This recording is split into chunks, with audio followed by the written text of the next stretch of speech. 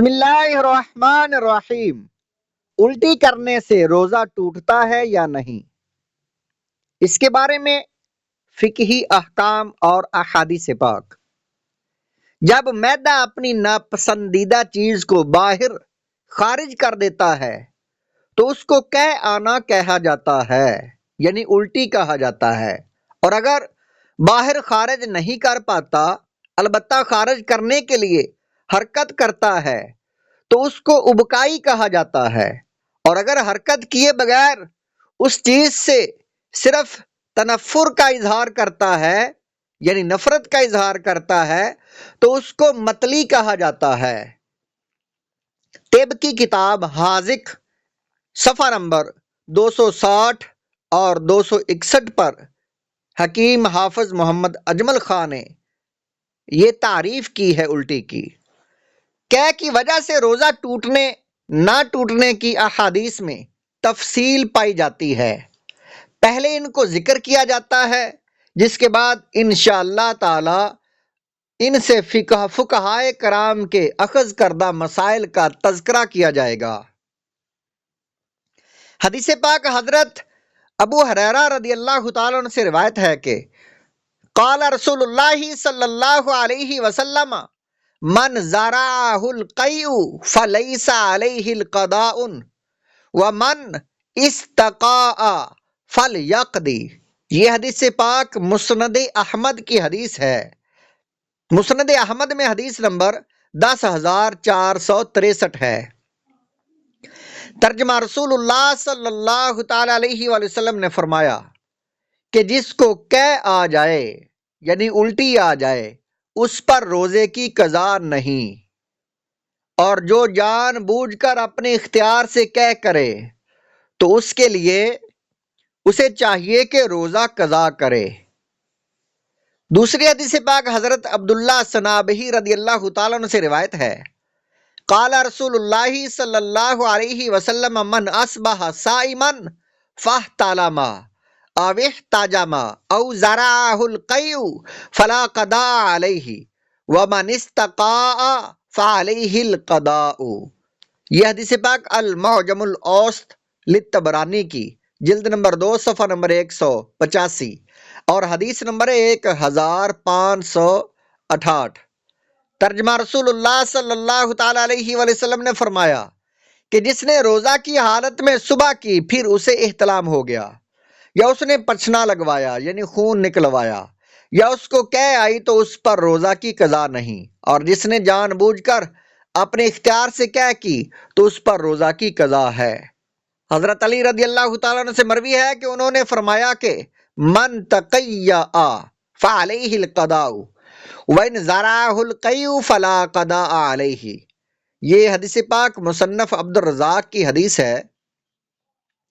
اور حدیث نمبر 7553 ہے۔ کتاب الصیام باب۔ ترجمہ جس نے جان بوجھ کر اپنے اختیار سے قے کی تو اس پر روزہ کی قضا ہے، اور جس کو قے آئی اس پر قضا نہیں۔ حضرت نافع رحمۃ اللہ علیہ سے روایت ہے ان ابن عمر کان یقول من استقاء فہو صائم فعلیہ القضاء ومن زرعہ القیء فلیس علیہ شیء۔ یہ حدیث پاک موطا امام محمد کی ہے۔ حضرت ابن عمر رضی اللہ تعالیٰ عنہ یہ فرمایا کرتے تھے کہ جو شخص روزہ کی حالت میں جان بوجھ کر اپنے ارادہ سے قے کرے تو اس پر قضا ہے، اور جس کو خود بخود قے آ جائے تو اس پر کچھ واجب نہیں۔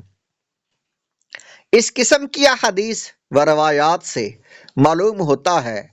کہ خود بخود قے کے آنے سے روزہ نہیں ٹوٹتا، اور اگر اپنے اختیار و ارادہ سے قے کی جائے تو اس سے روزہ ٹوٹ جاتا ہے اور اس کی قضا واجب ہوتی ہے۔ یہاں یہ سوال پیدا ہوتا ہے کہ اصولی طور پر روزہ کس چیز کے اندر داخل ہونے سے ٹوٹتا ہے؟ کسی چیز کے اندر داخل ہونے سے ٹوٹتا ہے، کسی چیز کے خارج ہونے سے نہیں ٹوٹتا، جس کی بعض روایات میں وضاحت پائی جاتی ہے۔ اس کا تقاضا یہ تھا کہ قے خواہ جان بوجھ کر کی جائے یا خود بخود ہو، روزہ نہیں ٹوٹنا چاہیے، کیونکہ قے میں کوئی چیز اندر داخل نہیں ہوتی بلکہ اندر سے باہر خارج ہوتی ہے۔ اس کے جواب میں عرض ہے کہ جب قے آتی ہے تو کچھ نہ کچھ مواد حلق میں آنے کے بعد غیر اختیاری طور پر واپس بھی چلا جاتا ہے، جس کا تقاضا یہ تھا کہ قے خود آنے کی وجہ سے بھی روزہ ٹوٹنا چاہیے تھا، لیکن کیونکہ قے کا خود بخود آنا انسان کے اختیار میں نہیں، اس لیے شریعت نے خود بخود آنے والی قے کی صورت میں تنگی و حرج لازم آنے کی وجہ سے روزہ کو درست قرار دیا، اور جو مواد حلق میں آنے کے بعد خود بخود واپس چلا جائے اس کو سانس کے ساتھ خود بخود جانے والی دھویں، گرد و غبار اور مکھی مچھر کی طرح معاف قرار دیا۔ لہذا اگر کسی کو خود بخود قے آئی، خواہ کتنی مقدار میں بھی ہو اور کتنی بھی مرتبہ ہو، اس سے روزہ نہ تو فاسد ہوتا ہے اور نہ ہی مکروہ ہوتا ہے، بشرطے کہ اپنے ارادہ و اختیار سے منہ کی طرف آئی ہوئی قے کا کوئی حصہ اپنے اختیار سے واپس پیٹ میں نہ لے جائے۔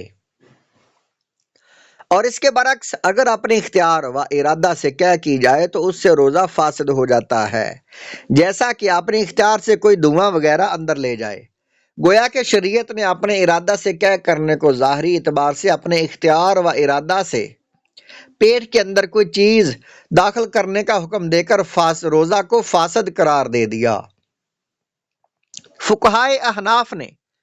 روزہ کی حالت میں قے سے متعلق جو مسائل و احکام ذکر فرمائے ہیں ان کا ذیل میں ذکر کیا جاتا ہے۔ مسئلہ نمبر 1، جو قے خود بخود آئے، خواہ وہ کتنی مقدار میں آئے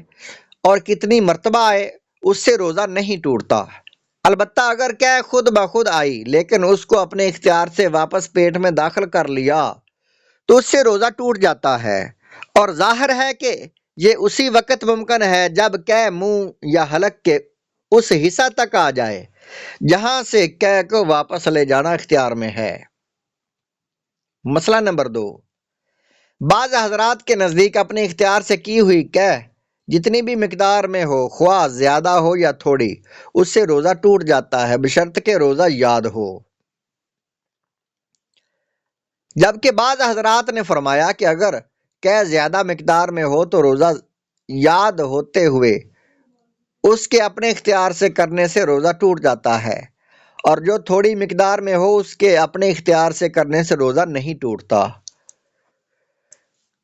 کیونکہ تھوڑی مقدار میں کی جانے والی قے کا حکم اس تھوک اور بلغم کی طرح ہے جو کوئی حلق یا سینہ سے منہ کی طرف کھینچے اور اس کو واپس لے جائے،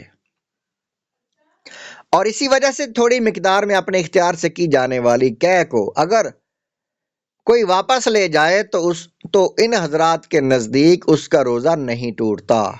اور ان حضرات کی طرف سے تھوڑی اور زیادہ مقدار میں فرق منہ بھرنے نہ بھرنے کا ہے، لہذا اگر منہ بھر کر قے کی جائے کہ جس کو منہ بند کر کے منہ میں روکنا مشکل ہو تو وہ زیادہ مقدار میں داخل ہے، اور اس سے کم ہو تو وہ تھوڑی مقدار میں داخل ہے۔ یہ عربی متن ہے فقہا کی کتب کا، اور مشائخ احناف کا فتویٰ اسی تفصیل کے مطابق ہے۔